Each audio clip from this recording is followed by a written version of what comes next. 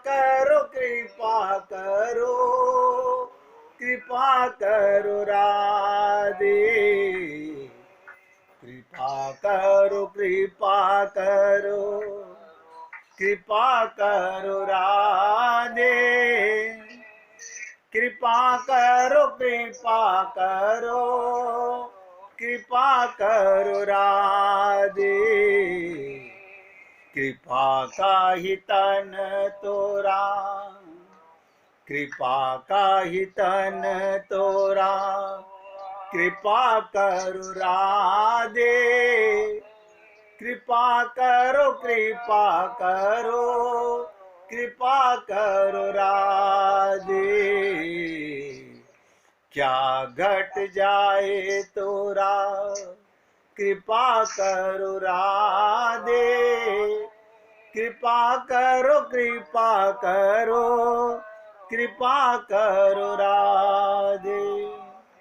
सभी भक्त लोग बहुत ध्यान से सुनेंगे। वृंदावन में एक भक्त राधे को कैसे गा रहा है बैठा बैठा, राधे राधे। तो किसी ने आगे पूछा कि अरे तू राधे क्यों नहीं बोल रहा? बोला ना ना ना ना, मैं तो उसे प्रार्थना कर रहा हूं मुझे जीवन के सही मार्ग की राह दे दे, मेरा मन संसार से हटके तुझमें कैसे लग जाए। देखिए कितनी विचित्र चीज है, शरीर और इंद्रियां संसार के लिए हैं, इन्हें भगवान नहीं मांगते। भगवान को आपकी इंद्रियों की पूजा पसंद नहीं है, भगवान तो मन की पूजा मांगते हैं, मन का संबंध मानते हैं, मन से प्रीति मांगते हैं, और हम लोग बाकी सब करते हैं भगवान के लिए, बस मन नहीं देना चाहते। अच्छा, इसमें डरते क्या हैं? अरे भगवान के पास मन जाके तो पवित्र होगा, मन की मलिनता मिटेगी। यही तो हमारा अंतःकरण है गंदा, जो हम समझ नहीं पा रहे। हम गुरु को भी नहीं देना चाहते, भगवान को भी नहीं देना चाहते, ये नहीं समझ पा रहे हम इन चीजों को। तो आज मैं आपके साथ भक्ति पर चर्चा स्टार्ट कर रहा हूं। इसके ऊपर कि शुरू करने से पहले राधा जी का धरा अवतरण, इस पृथ्वी पर आगमन कैसे हुआ। राधा रानी गोलोक धाम से, देखिएगा भगवान की 3 पत्नियां श्री राधा, बिरजा और भूदेवी। राधा भी भगवान की पत्नी, एक गोलोक की लीला सुना रहा हूं भगवान के लोक की। ये बिरजा भी भगवान की पत्नी, और भूदेवी पृथ्वी भी भगवान की पत्नी। इनमें राधा कृष्ण को सबसे प्रिय है। एक दिन भगवान श्री कृष्ण एकांत कुंज में बिरजा देवी के साथ विहार कर रहे थे। एक एक शब्द ध्यान दीजिएगा, ये कथा गर्ग संगीता में गोलोक की है, ये इस लोक की नहीं है। भगवान बिरजा के साथ विहार कर रहे थे। श्री राधा सखियों सहित वहां जाने लगी। उस निकुंज के द्वार पर भगवान श्री कृष्ण द्वारा नियुक्त श्री दाम पहरा दे रहे थे। श्री दाम गोप हैं, उन्होंने रोक दिया राधा रानी को कि आप आगे नहीं जा सकती। इस पर राधा रानी क्रोधित हो गई और सखियों का कोलाहल सुनकर जब शोर सुना तो भगवान श्री कृष्ण अंतर ध्यान हो गए।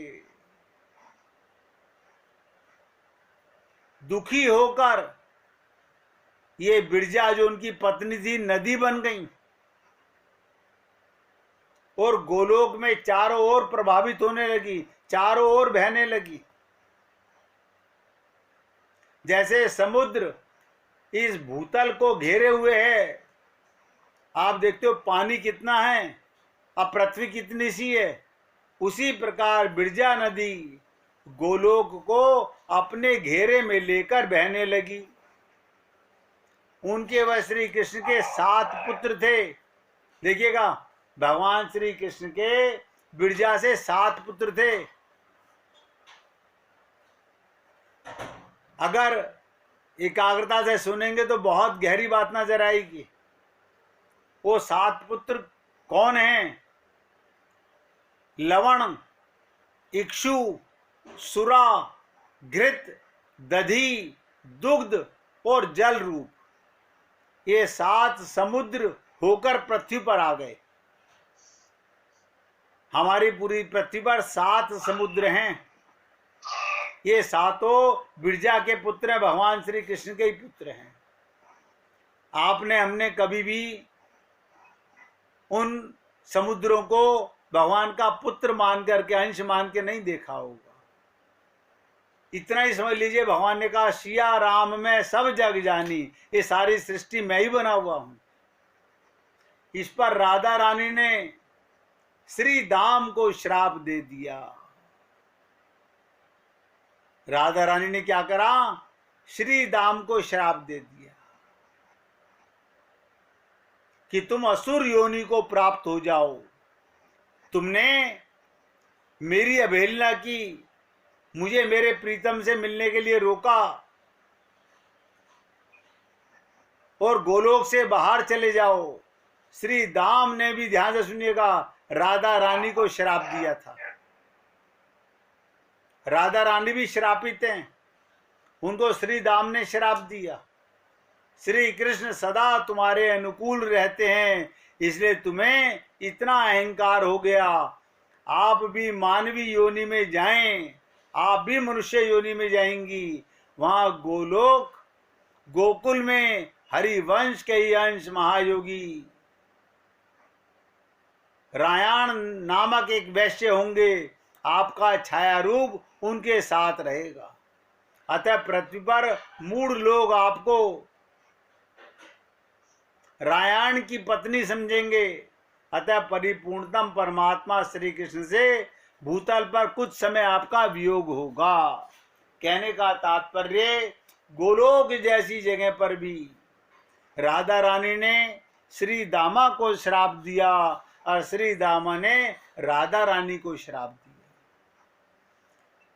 इस प्रकार परस्पर दोनों ने श्राप देकर अपनी करनी से भयभीत होकर श्री दाम और श्री राधा दोनों ही दुखी हुए और चिंता में डूब गए। तब स्वयं भगवान श्री कृष्ण वहां प्रकट हुए और भगवान श्री कृष्ण ने श्री दाम को सांत्वना देते हुए कहा, तुम त्रिभुवन विजेता सर्वश्रेष्ठ शंखचूड़ नामक असुर होगे।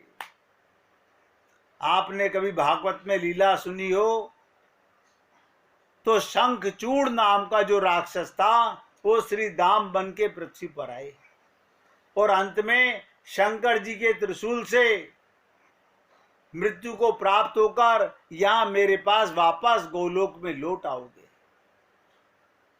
भगवान श्री कृष्ण ने राधा रानी से भी कहा, 12 कल्प में मैं पृथ्वी पर जाऊंगा। जब ये द्वापर में भगवान आए हैं तो कहते हैं 12 कल्प में मैं पृथ्वी पर जाऊंगा और ब्रज में जाकर वहां के पवित्र वनों में तुम्हारे साथ विहार करूंगा। मेरे रहते तुमको क्या चिंता है?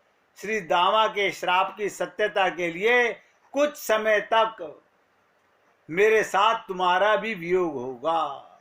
भगवान वृंदावन छोड़ के मथुरा गए, मथुरा से द्वारिका गए।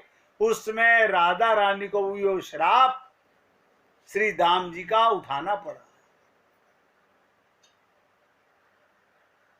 भगवान श्री कृष्ण ने गोपों और गोपियों को बुलाकर कहा कि गोपों और गोपियों, तुम सब के सब नंद राय जी का जो उत्कृष्ट ब्रज है वहां गोपों के रूप घर घर में जन्म लो। आप हम लोग नहीं समझ पाएंगे कभी भी ये गोपियां कहाँ से आई हैं, ये ग्वाल वाल कौन है, सब भगवान के लोक से आए हैं। बृषभानु की पत्नी का नाम कलावती है, ये सुबल की पुत्री हैं और लक्ष्मी के अंश से प्रकट हुई हैं। वास्तव में वे पितरों की मानसी कन्या हैं और पूर्व काल में दुर्वासा के श्राप से उनका ब्रजमंडल में गोप के घर में जन्म हुआ है। तुम उन्हीं कलावती की पुत्री होकर जन्म ग्रहण करो। ये राधा रानी से कहा। 9 मास तक कलावती के पेट में स्थित गर्भ और माया द्वारा वायु से भरकर रोक के रहो।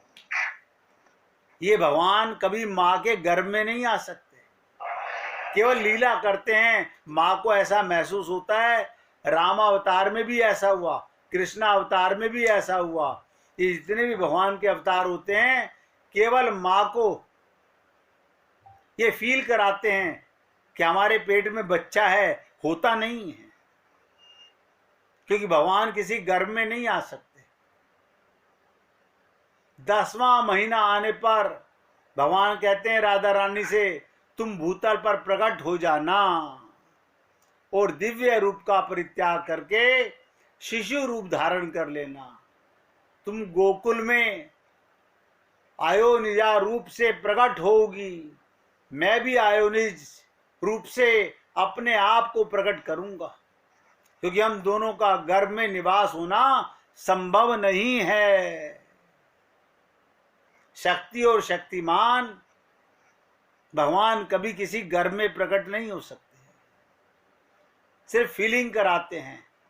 इसलिए कहते हैं उनका प्राकट्य होता है, अवतार होता है, अवतरित होते हैं, उनका जन्म नहीं होता।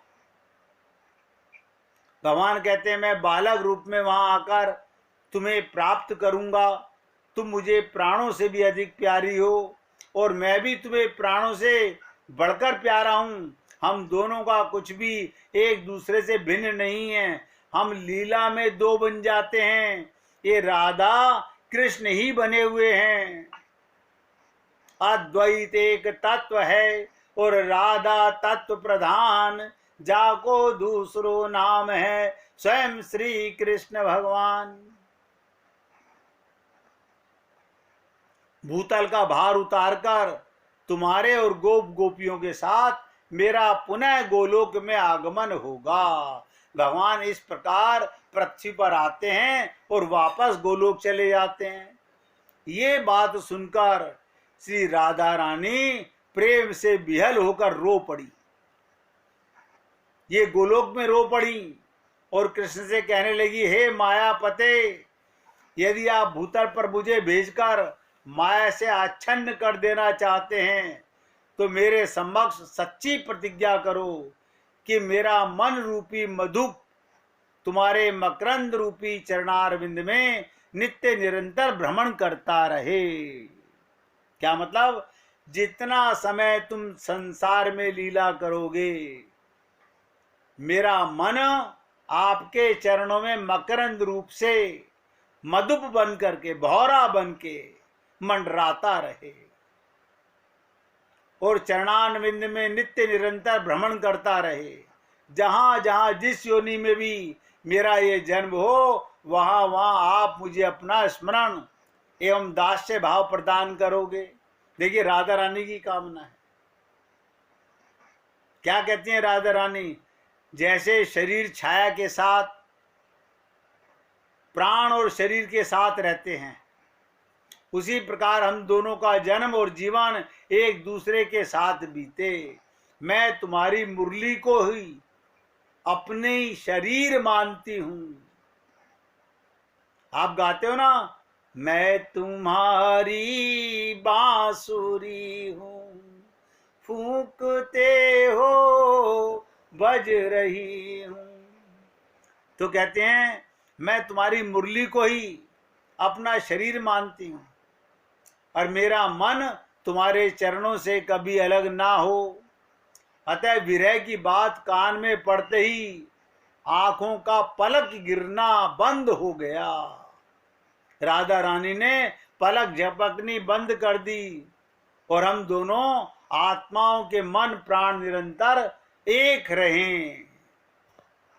सोचिए कैसी कामना करते हैं। भगवान श्री कृष्ण ने कहा, राधे, सारा ब्रह्मांड आधार और आध्य के रूप में विभक्त है। इनमें भी आधार से पृथक मेरी आराध्य स्वरूपा तुम हो, क्योंकि मैं सदा तुम में स्थित रहता हूं। ये दोनों एक दूसरे के पूरक हैं, जैसे आत्मा और परमात्मा एक दूसरे के पूरक हैं। हम दोनों में कहीं भेद नहीं। जहां आत्मा है वहां शरीर है। मेरे बिना तुम निर्जीव हो और तुम्हारे बिना मैं अदृश्य हूं। तुम्हारे बिना मैं संसार की सृष्टि नहीं कर सकता। ये राम के साथ सीता का अवतार जो हुआ, ये भी यही अवतार है। ठीक उसी तरह जैसे कुम्हार मिट्टी के बिना घड़ा नहीं बना सकता और सुनार सोने के बिना आभूषण नहीं बना सकता। अतः राधा रानी से भगवान प्रार्थना कर रहे हैं, आंसू बहाना छोड़ो और निर्भीक भाव से गोप गोपियों के समुदाय के साथ वृष भानु के घर में पधारो। मैं मथुरापुरी में वसुदेव के घर आऊंगा, फिर कंस के भय का बहाना बनाकर गोकुल में तुम्हारे समीप आ जाऊंगा। और मैंने आपसे पहले निवेदन किया, गर्ग संगीता के अनुसार श्री राधा ने श्री कृष्ण से कहा, प्रभु, जहां वृंदावन नहीं, जहां यमुना नदी नहीं और गोवर्धन नहीं, पर्वत नहीं, वहां मेरे मन को सुख नहीं मिलेगा।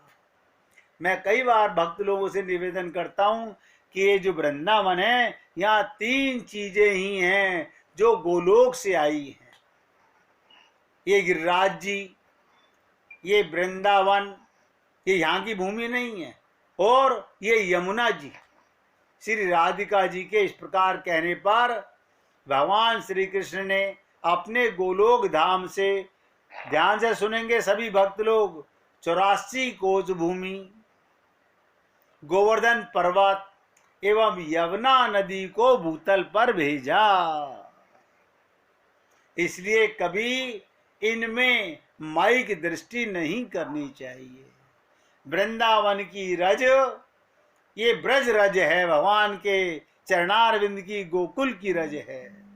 और ये यमुना जी भगवान की कालिंदी, ये भी गोकुल से आई, गोलोक से आई हैं। और ये गिरिराज जी भी भगवान के हृदय से प्रकट होते हैं।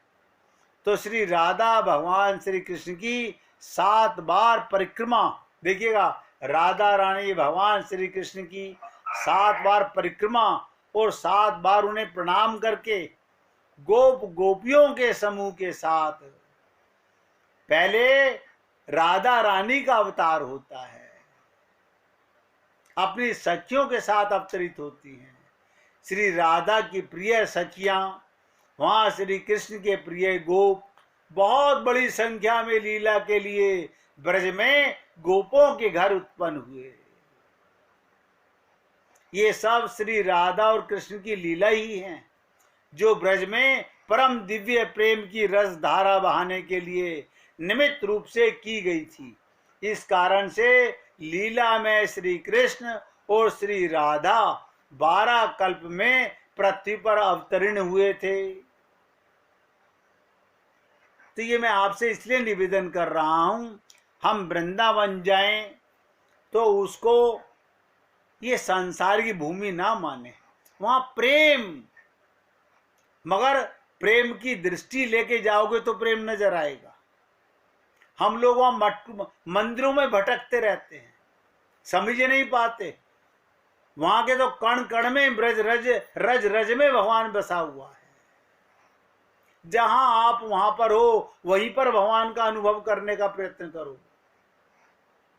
इसलिए भटकाव से बचिए, अपने अंतःकरण में नित्य प्राप्त परमात्मा के साथ अपने आप को सदा अनुभव करने का प्रयत्न कीजिए। इसी को कहा गया कि नित्य प्राप्त परमात्मा की प्राप्ति का अनुभव, देखिएगा, अनुभव ही भगवत प्राप्ति है। जिस दिन आप ये अनुभव करोगे कि मैं अकेला नहीं हूं, मैं और मेरा प्रीतम, मेरा परमात्मा, आत्मा और परमात्मा एक बालक और एक पालक, ये दोनों सदा साथ रहते हैं, बाकी सब माया का संसार है। और हमारी मूर्खता देखो, हमने मन से भगवान को तो त्याग दिया, उनका ध्यान भूल गए और संसार का ध्यान करते रहते हैं, इन्हीं में भटकते रहते हैं। इसलिए 1 मिनट धुन लगाएंगे, उसके बाद आगे चर्चा करेंगे। श्री कृष्ण